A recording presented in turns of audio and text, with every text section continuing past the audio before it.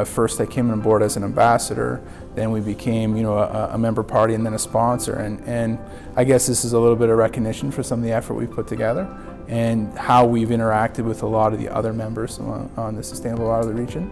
And so we're both happy and humble about a little bit of recognition.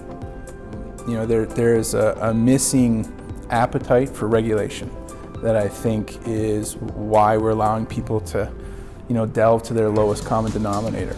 And that's gone on for long enough that we've put the environment in jeopardy. It's become an action today or effect tomorrow.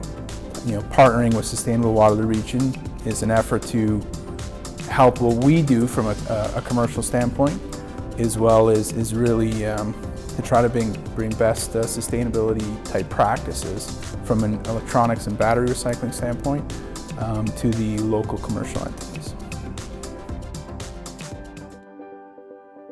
This award is a tremendous accomplishment, I think, for the research park. It's a symbol that I think the efforts we've been making over the past number of years to make R&T Park a highly sustainable place are really starting to pay off. We put a lot of energy into trying to get people to bike more, walk more, choose more sustainable options, and then of course Evolve 1 being here in the park as Canada's first zero carbon building is a real milestone for us. The big thing is we're seeing huge trends in global climate change, global warming. We're seeing increased volatility in weather, we're seeing a lot more hardship around the world related to climate change, and we need to do something about that immediately.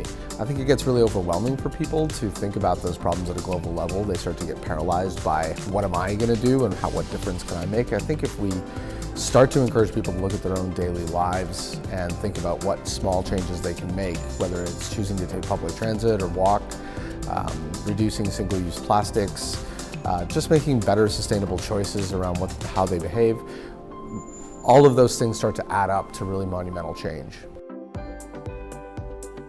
To us, we're excited about this award because collaboration is how we do our work here in North America and in the developing countries. And we can get further together than we can on our own. And so we're very excited to collaborate on this work. We've cut our own footprint 80% per employee, but that's still small compared to what we use. Conestoga meat packers would use 1,000 times more than us. So if I can cut theirs in half, I actually get 500 years of savings per year for our own footprint. And so we can increase our impact if we work together. Collaboration is extremely important because we're not experts in all areas.